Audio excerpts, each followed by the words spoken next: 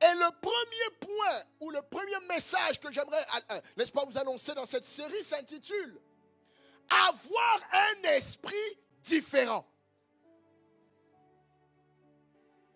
Lève la main droite là où tu es, très haut, lève la main droite et crie avec moi « Un esprit différent ». Come on. Un esprit différent. Encore une fois, mais j'aimerais que tu le fasses, que Satan entende, que tu sortes de l'esprit normal pour aller à un esprit différent. 1, 2, 3, come on.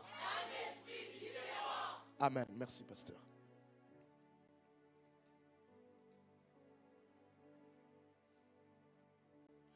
Bien-aimé, la première chose que j'aimerais que tu retiennes, c'est que Dieu n'est pas seulement un Dieu qui promet, mais un Dieu qui accomplit ses promesses.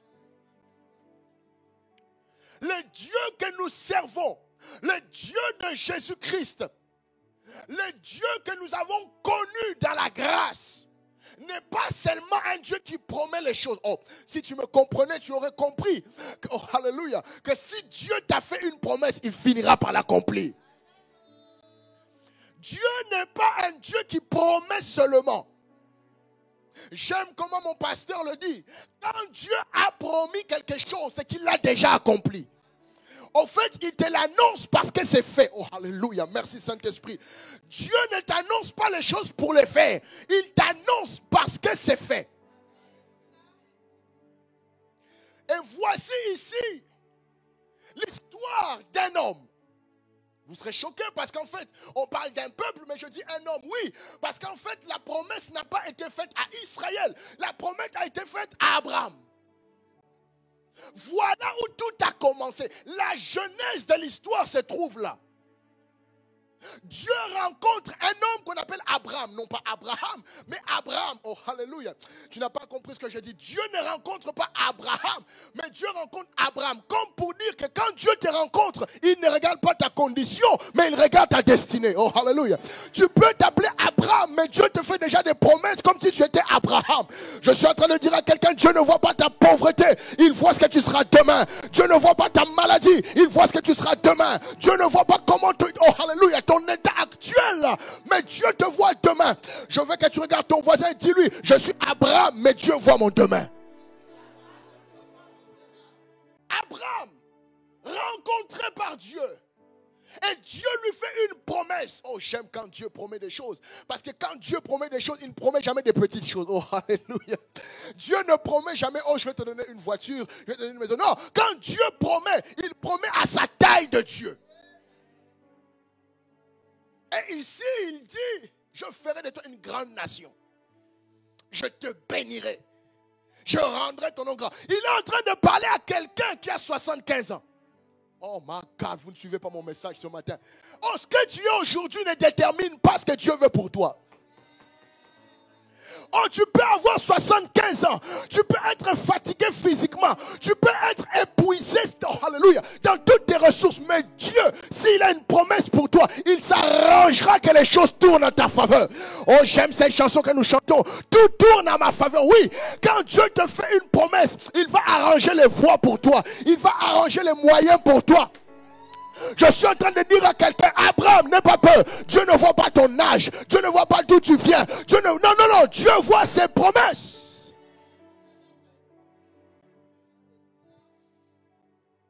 Dieu parle à Abraham. Et j'aime encore, j'aime beaucoup l'histoire d'Abraham. J'aime beaucoup Abraham parce que la Bible dit que Sarah était stérile, mais Dieu lui promet des enfants. Oh, vous dormez ce matin.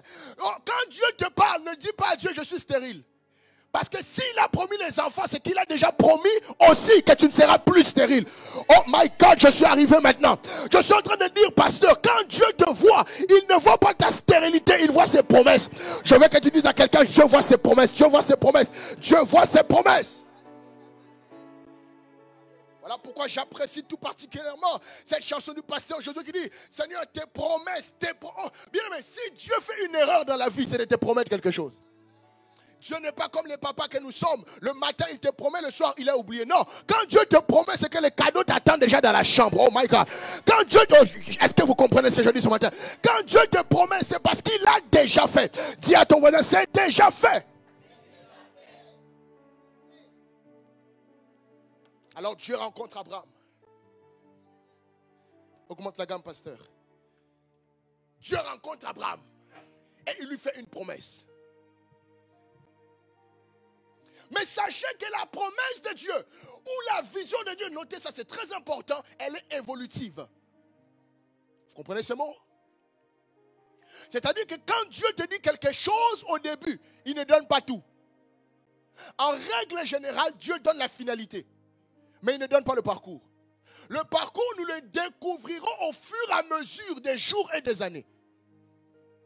C'est comme ça que Dieu dit à Abraham, je rendrai ton nom grand au chapitre 12.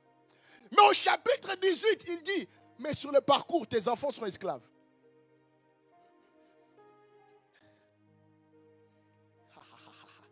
Mais comment c'est possible que tu rendes notre nom grand alors que nous serons esclaves? Frère, quand Dieu promet, c'est évolutif. C'est-à-dire que le matin, Dieu peut te dire que je ferai de toi une grande nation. Et le soir, il te dit, mais avant d'être une nation, tu devras être esclave.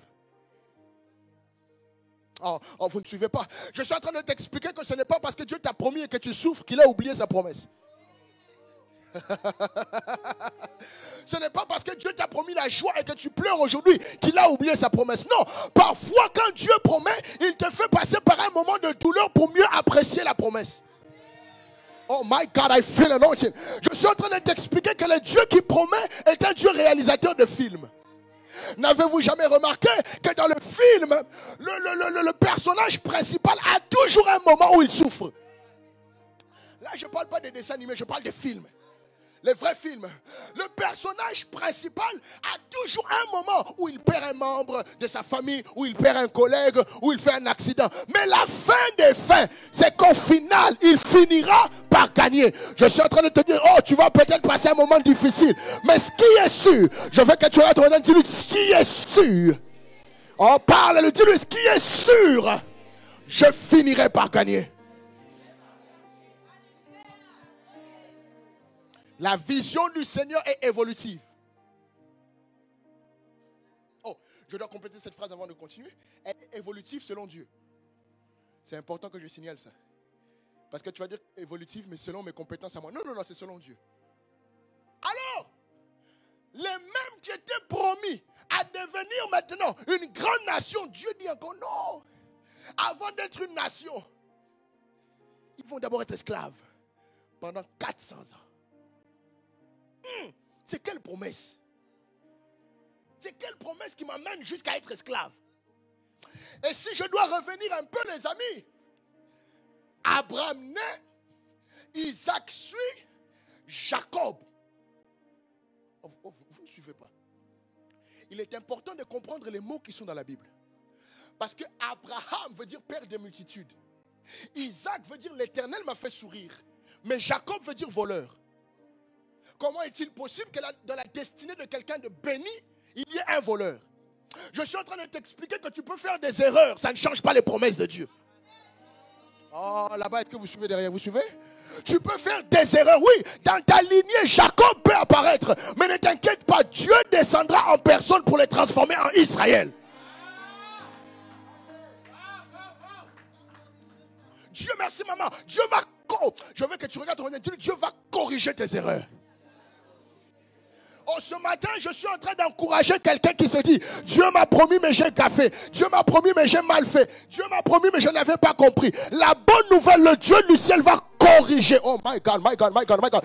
La bonne nouvelle, c'est que le Dieu du ciel va faire quoi? Corriger.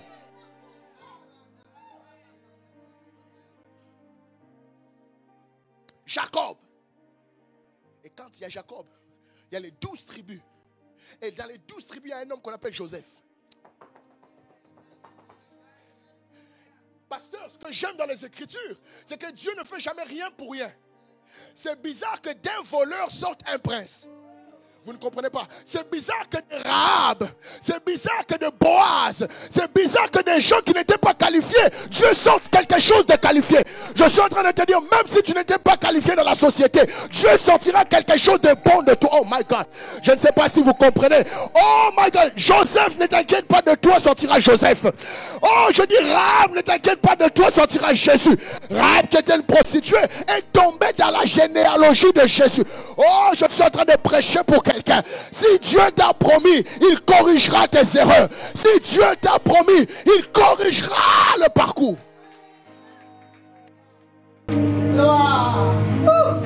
Pasteur, est-ce que tu remarques qu'on n'est même pas encore arrivé au texte? Je suis juste en train de vous donner l'historique de quelqu'un de béni. Parce que quelqu'un dans cette salle en train de dire Dieu m'a béni mais je ne vois rien. Yaya, ne t'inquiète pas, en coulisses Dieu travaille. Dis-moi pasteur, parle-moi. Ce que j'aime avec Dieu, ce n'est pas énorme. Dieu quand il travaille, il ne fait pas de bruit. Dieu n'est pas sur les réseaux sociaux à parler. Oh, je fais. Dieu travaille en coulisses. Dis avec moi en coulisses. Vous savez, nous qui avons fait un peu de théâtre, celui qui est très fort, ce n'est pas l'acteur, mais celui qui met les choses en scène. Parce que lui est derrière le rideau. C'est lui qui corrige. Si un est bien déchiré, il va corriger. Si quelque chose manque, il va corriger. Un texte est raté, il va corriger. Frères et sœurs, dans le scénario de ta vie, oh my God, Seigneur, permets-moi de dire ça. Bishop, dans le scénario de ta vie, tu peux rater quelque chose. Dieu est derrière, en train de corriger tes erreurs.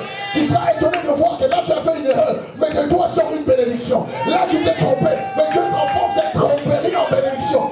Je parle à quelqu'un dans cette salle qui a été béni, et je te dis, ne t'inquiète pas, Dieu corrigera tes erreurs. Merci. Alors nous avançons. Nous tombons chez Joseph, qui arrive en Égypte. Joseph règne en Égypte. Et j'aime comment la Bible emmène ça. Exode chapitre 1 dit, un pharaon qui ne connaissait pas Joseph est arrivé au pouvoir. J'aime comme Dieu dit ça. La prophétie qui avait été faite commence à s'accomplir. Un pharaon qui ne connaissait pas Joseph vient au pouvoir. Je suis en train de dire, Dieu n'a pas besoin, oh my God Seigneur, comment tu peux me bénir avec ta parole comme ça? Dieu n'a pas besoin que ton adversaire te connaisse. Derrière là, vous ne comprenez pas. Dieu n'a pas besoin que les choses qui sont autour de toi aillent dans ton sens. Non, Dieu a besoin que tu sois quelqu'un de promesse. Parce que quand tu as la promesse, qu'on te connaisse ou pas, toute chose tourne en ta faveur. Et parfois l'oppression d'un pharaon te multipliera. Alors, 400 ans. 400 ans, c'est 4 siècles, n'est-ce pas? C'est pas 3 jours. Hein? 400 ans d'esclavage. Regarde ton voisin, demande-lui. Après 400 ans d'esclavage, toi tu aurais réagi comment? Demande-lui.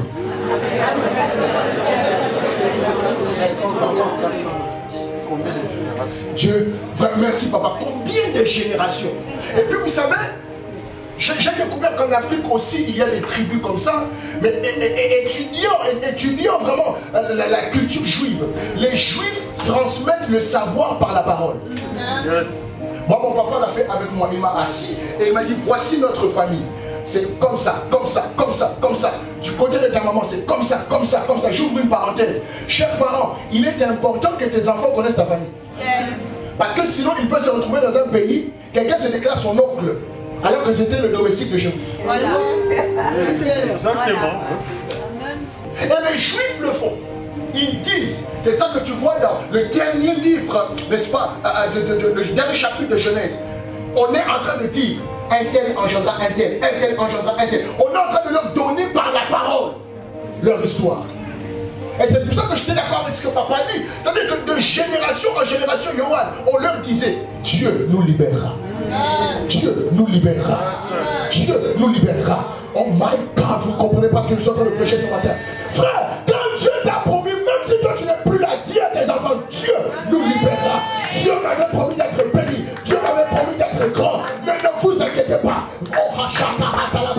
Dites à vos enfants, dites à vos amis, Dieu m'avait promis. Oh frère, quand Dieu promet, il est de ton devoir de te souvenir des promesses.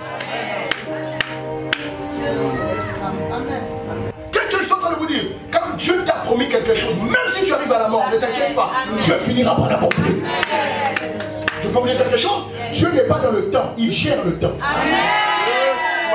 Tu as raté quelque chose. Dieu n'est pas dans le temps. Or que la vie et la mort, ça c'est dans le temps. Dieu n'est jamais mort parce qu'il n'est jamais né. Dieu n'est pas, vous ne comprenez pas. Personne ne va t'expliquer. Notre Dieu n'a pas de limite parce que personne ne l'a créé. S'il a promis, même si ce n'est pas avec toi, ton fils le vivra. Ton petit-fils le vivra.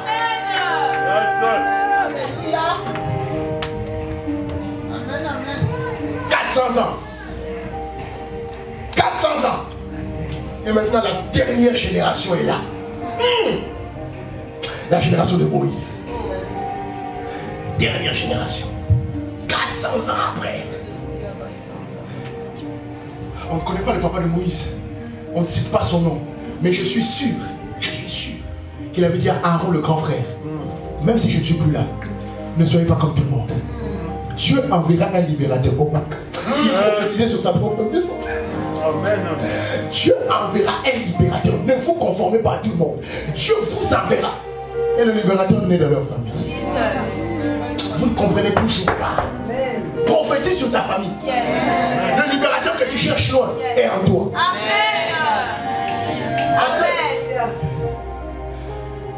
Je ne permets jamais à quelqu'un de prophétiser à ma place sur ce qui m'appartient.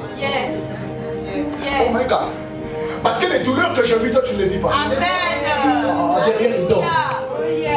Les challenges que je vis, toi tu ne les vis pas. Alléluia. Tu peux prophétiser que Dieu me bénisse, ce n'est pas assez, les gars. Je dois prophétiser la guérison dans mon corps. Je dois prophétiser la richesse dans ma vie. Je dois prophétiser. C'est ce que le papa de Moïse a fait. Un libérateur viendra. Ne vous inquiétez pas. Moïse meurt. C'est-à-dire que Moïse est né dans l'esclavage en étant libre. C'est la vérité. C'est pour ça que Dieu n'a pas permis qu'il naisse avec les Juifs. Dieu l'a tiré du monde pour être avec les pharaons. Parce que pour libérer, il faut être toi-même. Oh my God. On ne pouvait pas envoyer Josué. Josué est né dans l'esclavage. Il a la mentalité de l'esclavage.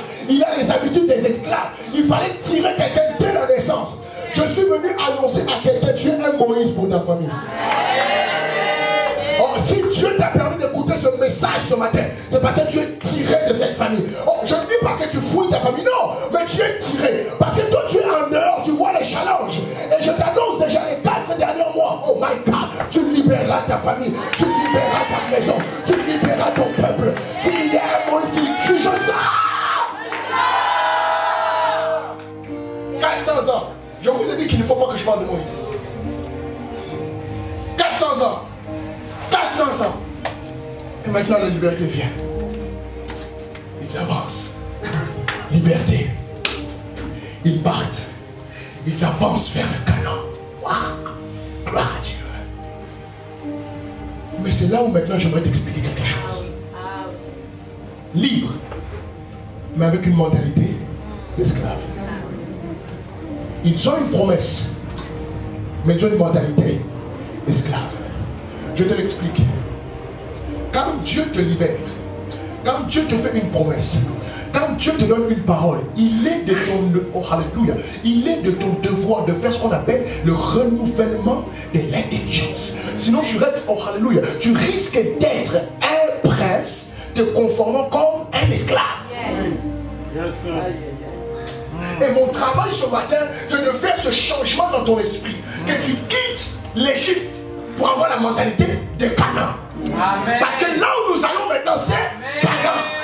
Amen. Amen. Prenez-moi le premier texte et nous allons finir. Caleb fit taire le peuple qui murmurait contre Moïse. Qui murmurait contre qui? Moïse. Qui murmurait? Le peuple. D'accord. Continue. Il dit, montons, emparons-nous du pays. Nous y serons vainqueurs. Merci pasteur, tu peux t'asseoir. Qui murmurait? Contre qui? Non, vous ne comprenez pas. Qui murmurait? Contre qui? Qui était en esclavage? Qui les a libérés? Qui murmurait? Contre qui? Moïse. Prêche. Vous ne comprenez pas. Prêche. Qui murmurait? Contre qui? Moïse. Qui est en esclavage? Le peuple. Qui les a libérés? Moïse. Comment tu peux murmurer contre la personne qui t'aime? Avance. C'est très compliqué. Amen. C'est-à-dire qu'ils étaient libres, mais dans leur tête, ils étaient encore esclaves. C'est pour ça, devant Moïse, ils se comportaient comme des esclaves. Ils cherchent que Moïse les libère alors qu'ils sont déjà libres. Alléluia. Bishop, tu me dis que je suis riche. Mais oui, tu l'es. Mais tu as laissé quelque chose en Égypte. C'est quoi ta mentalité? Yes. Papa, je crois que mon pantalon va se déchirer tellement j'ai envie de courir. Yes. Je suis en train de t'expliquer quelque chose. La vie égale le mental. Amen. Amen. Amen. Je crois qu'au fond, vous comprenez pas mon message. La vie égale. Marquez-moi ça. La vie égale le mental. Tout est là. La vie égale le mental. Yes. Répétons 3 fois. 1, 2, 3. La vie égale le mental. La vie égale le mental. La vie égale le mental. Comment pouvez-vous expliquer que quelqu'un qui n'a pas étudié devienne millionnaire et quelqu'un qui a fait de longues études pleure pour un travail? Le mental. Le mental.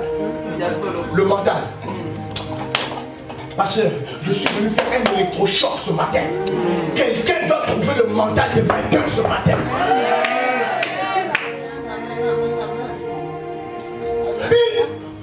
Et vous ne comprenez pas. Moïse les a libérés. Et puis.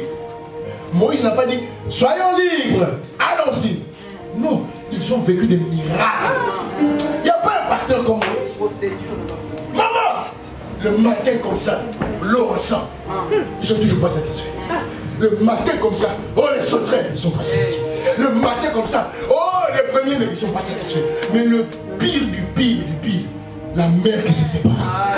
Yaya, moi j'ai la foi en Dieu. Yes. Mais si tu ouvres la mer, je vais t'insulter de magicien. La mer! Déjà, nous on a la scène ici. Allons, vous avez foi en Dieu, non? Vous croyez que je suis serviteur de Dieu? Allons! Tu fais comme ça sur le pont. Chacun va sauter. Les anges l'attraperont en bas. Allons-y. Je fais comme ça, c'est toi qui vas. Moi, je reste là. Mais ils sont vécus des miracles. Un jour comme ça, évangélistes, ils disent, on a faim. Dieu dit, ah bon? Allez là-bas, vous trouverez la nourriture. Et ils n'ont pas préparé. Ils n'ont pas la nourriture prête. La manne bien. Vous savez la manne, ce que ça veut dire, c'est quelque chose. C'est-à-dire qu'on ne sait pas si c'était de la viande, si c'était des légumes. En fait, c'était un plat où il y avait tout à l'intérieur. Mais malgré ça, ils n'ont pas pris. Papa, j'aime quelque chose qui disent, au lieu de nous faire tout ça, pourquoi tu ne ramènes pas en Égypte? Là-bas, nous avions des concombres, des tomates. Merci maman. Ils disent, là-bas, même si on mourait, on avait des sépulcres. Vous savez, quand quelqu'un a une mentalité, rester en Égypte, il ne voit plus que Dieu fait de grand pour lui. Il va considérer les choses minuscules que le monde lui proposait. Dieu t'a donné la manne, tu cherches les tomates.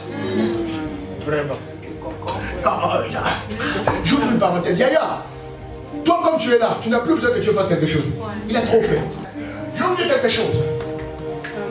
J'ai appris, même quand je suis dans le malheur, à ne jamais remettre en cause ce que Dieu a fait. Même quand je souffre, je pleure, j'ai mal, je ne comprends pas, je ne remets jamais en cause ce qu'il a fait. Parce qu'en vrai de vrai, ce qu'il a fait est plus grand que ce que j'ai perdu. Pasteur, est-ce que je répète? Ce que Dieu a fait pour nous, nous qui sommes nés en lui, nous qui avons grandi en lui, c'est plus que ce que nous avons perdu. Ils murmurent contre Moïse.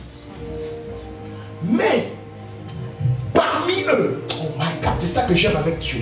Dieu ne peut jamais laisser un peuple sans que parmi eux, il y ait des gens différents. Parmi eux, il y a un homme qui s'appelait, dis avec moi, Caleb.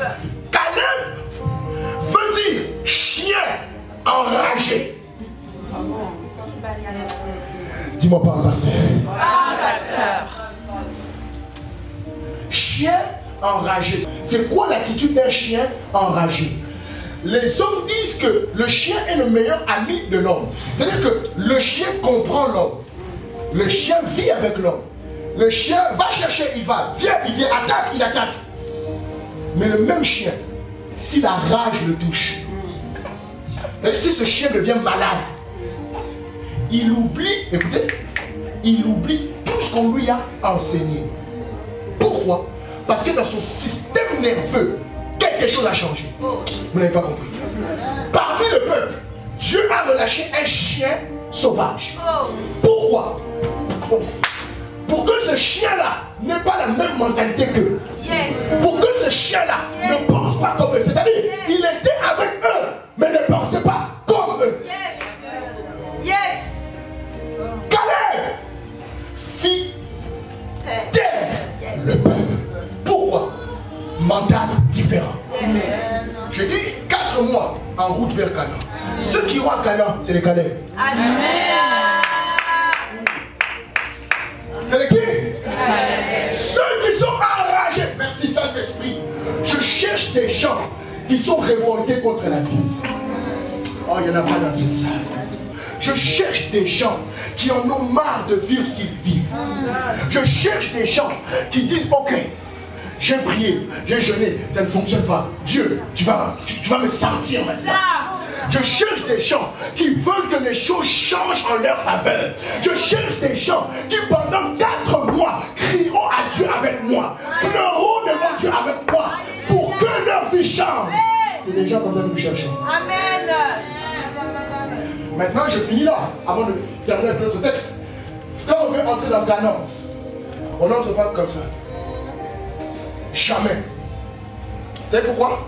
Canaan est occupé. Dieu ne peut jamais te donner. Tu fais. Dieu ne peut pas te donner une bénédiction libre. Voilà pourquoi je vous ai parlé de quoi? Du mental. Parce que les gens faibles, quand ils arrivent à Canaan, ils voient que le pays est occupé, il fait quoi? Il retourne. Alors que c'est à toi. Comment? Frère, quand quelque chose est à toi, écris ça, bats-toi. Amen. Fais quoi? Bats-toi. Je te laisse écrire d'abord. Quand quelque chose est à toi, évangéliste, ne laisse pas 3 choses. 1. Que l'ennemi te le prenne. 2. Que les anges te le prennent. 3. Que ton mental te le prenne. Je vais vous expliquer.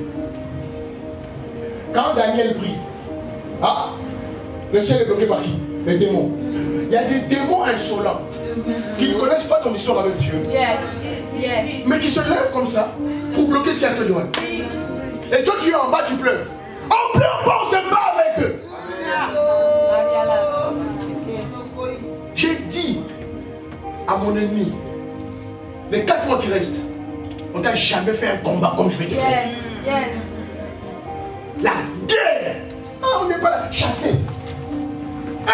Il va manger tes coups. Toi, ta vie est en train de périr. Ta vie n'est pas bonne. Je comprends pas, j'en ai marre. Tu en as marre, nous tous on en a marre. Bats-toi. Regarde ton regard dans les yeux comme ça, lui, bats-toi.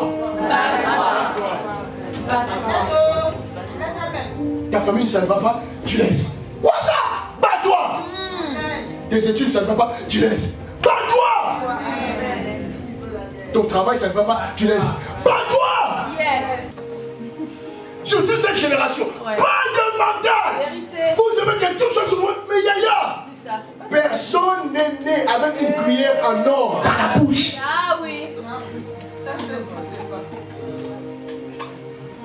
Mais faiblard, mais Caleb, un chien enragé. On va parler. On va aller. On va pas faire. On va faire. Moi j'aime les gens qui sont des macasses. Ils sont thèmes. Traduit thèmes. Ils n'ont pas peur de. Tu sais, on peut pas. Oh là là. Non. Tu sais, Giovanni, le garçon que je suis là, quand on me dit on peut pas, c'est là où j'aime. Garde ça pour toi. Pourquoi on peut pas? Si l'autre a pu, c'est un homme comme moi. Il a 2 yeux comme moi.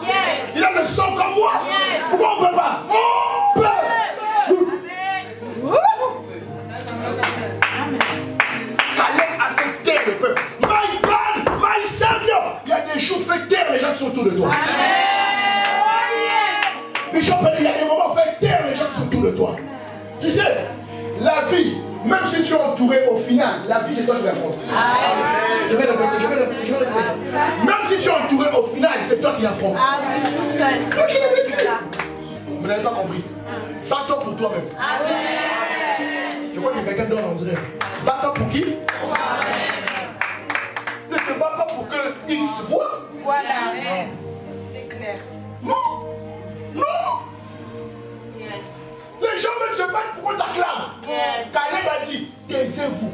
Si vous ne voulez pas aller, je vais prendre le pays la seule. Amen. Moi je n'ai pas peur, je vais prendre ça seul. Ok. Bats-toi. Va à l'école. Étudie. Entre dans leur milieu.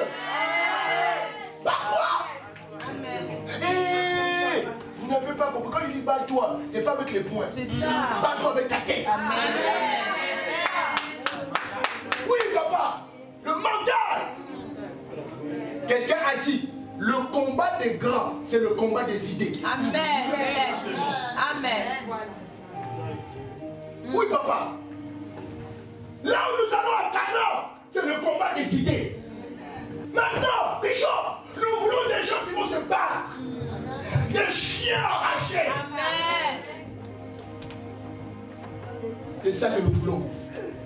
Des gens qui sont accrochés par la destinée, mais qui foncent quand même. Amen. Je vais terminer avec le dernier texte, mais écoutez cette phrase qui va te traumatiser, qui va te blesser, mais qui t'aidera à Canaan. Tout ce que tu as perdu avant Canaan, c'était pour t'alléger dans Canaan.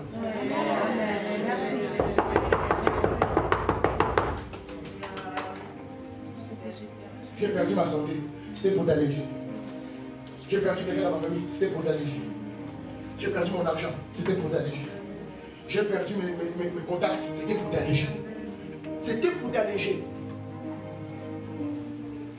C'est choquant, hein? Dis-moi, c'est choquant. Il y a comme tu dis ça, choquant. Vous voulez que je vous choque? Tous ceux qui sont entrés dans Canaan, leurs parents sont morts dans le désert. Il y a des moments où Dieu fera en sorte que le dernier lien qui te relie à l'Égypte meure dans le désert. Pour que quand tu entres à Canaan, tu n'aies plus aucun souvenir. Ce que j'aime avec les Écritures, c'est que lorsqu'ils sont entrés dans Canaan, plus personne de l'Égypte était là. Donc le souvenir de l'Égypte était effacé. Incroyable. Incroyable. Dieu a fait en sorte d'effacer. Oh, je suis en train de te dire, si tu as perdu quelque chose, rassure-toi. Dieu te prépare meilleur. Tu peux aimer Dieu, mais si tu as la mentalité du monde, tu le ferais. Amen. Merci, pasteur. Ce matin, écoute, ce matin, c'est une histoire d'avoir un esprit différent. Il y a 2 points pour avoir un esprit différent. Premièrement, changer le niveau de ta foi. Dieu t'exposera toujours à de nouveaux challenges pour changer ta foi. Je répète cette phrase.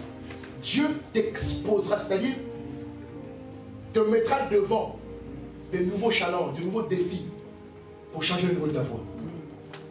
Toujours. Deuxième point, Dieu changera ta façon de voir les choses. C'est ça qui change le mental de quelqu'un. Je vous ai enseigné la foi la semaine dernière, c'est croire. Quand Dieu veut t'amener à un autre niveau, il changera ta manière de croire. Quand Dieu veut changer ton esprit, il va t'exposer. Exposer, ça veut dire quoi? Il va te transporter à une autre réalité. Alléluia. Voilà pourquoi arrêtez de croire au hasard. Quand tu arrives quelque part, non, j'ai juste accompagné. Pourquoi c'est toi qui accompagnes? Alléluia. Si Dieu t'a amené là, c'est pour t'exposer. Changer ta manière de croire. Amen.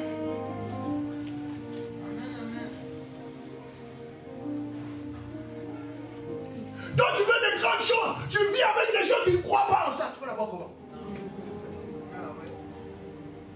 Moi, quand c'est croire, Yaya, quand c'est croire, je m'en fous, tu es ma femme, tu es ma soeur, tu es ma grande cousine, je m'en fous.